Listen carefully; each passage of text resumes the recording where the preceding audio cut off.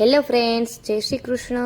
આજે આપણે બનાવીશું કુકરમાં ફક્ત 10 જ મિનિટમાં તૈયાર થઈ જતો એકદમ છૂટો એવો પુલાવની રેસીપી. જો તમે એકવાર આ રીતે પુલાવ બનાવશો તો તમારો પુલાવ છે કુકરમાં પહેલી જ વારમાં એકદમ સરસ, પરફેક્ટ અને છૂટો તૈયાર થશે. તો એકવાર આ રેસીપી ચોક્કસથી ટ્રાય કરજો. તો ચાલો રેસીપી બનાવવાનું શરૂ કરીએ. પુલાવ બનાવવા માટે મેં અહીંયા 1 કપ જેટલા ચોખા લીધા છે. તમે ઘરમાં રહેલી કોઈ પણ વાટકીનું પણ માપ લઈ શકો છો. હવે આપણે આને સાફ પાણીથી ધોઈ અને 10 થી 15 મિનિટ માટે પલાળવાના છે. ત્યારબાદ આપણે આ રીતનું એક પ્રેશર કુકર લઈશું. હવે આપણે એમાં અડધી વાટકી જેટલું તેલ એડ કરવાનું છે. તેલ આપણું ગરમ થાય એટલે હવે આપણે આમાં જીરું એડ કરીશું. જીરું આપણું થોડુંક લાઇટ બ્રાઉન થાય એટલે હવે આપણે આમાં એક તમાલપત્ર એડ કરીશું, એક એલચી એડ કરીશું, 2 લવિંગ એડ કરીશું અને એક તજનો ટુકડો એડ કરીશું. ત્યારબાદ મેં અહીંયા એક મીડિયમ સાઇઝની ડુંગળી લીધી છે, આ રીતના બારીક ચોપ કરીને એ હવે આપણે આમાં એડ કરી દઈશું. ડુંગળીને આપણે સારી રીતે મિક્સ કરી લઈશું. ડુંગળીનો થોડોક કલર ચેન્જ થાય ત્યાં સુધી આપણે આને સાતળવાની છે.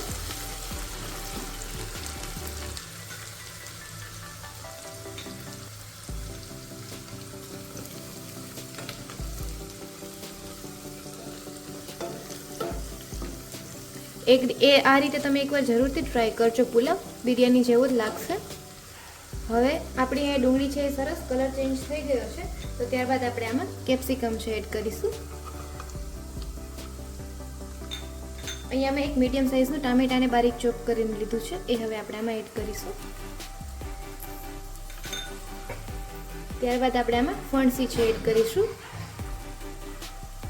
તમને જે બી આમાં વેજીટેબલ ગમતા હોય તે તમે પુલાવમાં એડ કરી શકો છો. ત્યારબાદ મેં અહીંયા ગાજર લીધું છે, એ હવે આપણે આમાં એડ કરીશું. ત્યારબાદ મેં એક મીડિયમ સાઇઝનું બટાકું લીધું છે અને મેં આ રીતના બારીક ચોપ કરીને લીધું છે, એ પણ આપણે હવે આમાં એડ કરી દઈશું. ત્યારબાદ મેં અહીંયા વટાણા લીધા છે, એ પણ હવે આપણે આમાં એડ કરી દઈશું અને બધા જ શાકભાજીને આપણે તેલમાં સારી રીતે મિક્સ કરી લેવાના છે. હવે આપણે આમાં મસાલા કરી લેવાના છે. તો હવે આપણે આમાં સ્વાદ પ્રમાણે નિમક એડ કરીશું. અડધી ચમચી જેટલું હળદર પાવડર એડ કરીશું. 1 ચમચી જેટલો ગરમ મસાલો એડ કરીશું. તમે અહીંયા પાઉંભાજીનો મસાલો પણ એડ કરી શકો છો. ત્યારબાદ અહીંયા અડધી ચમચી જેટલું કશ્મીરી લાલ મરચું એડ કરીશું. હવે બધા જ મસાલાને આપણે અહીંયા સારી રીતે મિક્સ કરી લેવાના છે.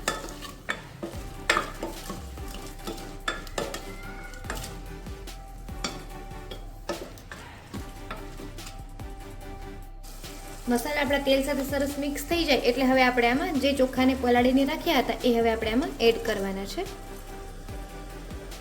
તો ચોખાને પણ આપણે અહીંયા સારી રીતે તેલ સાથે કોટ કરી લેવાના છે.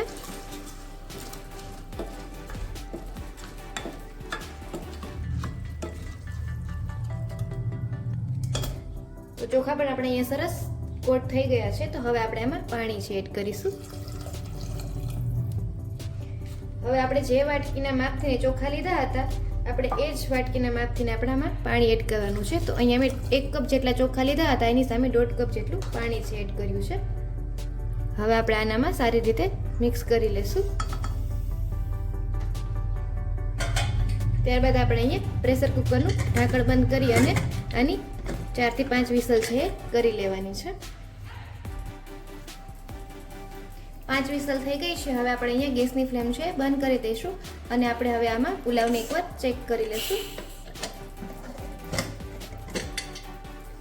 તો તમે અહીંયા જોઈ શકો છો કે આપણો પુલાવ છે એકદમ સરસ છૂટો સરસ તૈયાર થઈ ગયો છે. તો હવે આપણે આને ઉપરથી ધાણા ભાજી છે એડ કરીશું. હવે આપણે પુલાવ થોડોક ઠંડો થાય ત્યારબાદ આપણે આને સર્વ કરી લેવાનું છે. તો અહીંયા મેં પુલાવને સર્વિંગ પ્લેટમાં લઈ લીધો છે. તો એકવાર આ રેસીપી ચોક્કસથી ટ્રાય કરજો અને મને કોમેન્ટ બોક્સમાં જણાવજો કે તમને આ રેસીપી કેવી લાગી. Thank you for watching.